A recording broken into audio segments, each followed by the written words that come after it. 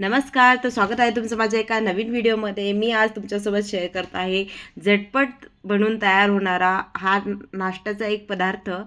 काहीच आपल्याला याला प्रिपरेशनची गरज नाही, काही नाही. फक्त पाणी गरम करायला ठेवायचं आणि थांबायचं. आणि दुसऱ्या गॅसवर मी दूध गरम करायला ठेवलं होतं. आणि हा पदार्थ आहे उन्हाळ्याच्या वाळवणातला. ह्या आहे शेवया, ज्या की उन्हाळ्याचे वाळवणाचे पदार्थ आपण बनवतो ना, त्यावेळेस ह्या शेवया बनवल्या जातात. वर्षभरासाठी ह्या शेवया बनवून ठेवतात आमच्याकडे.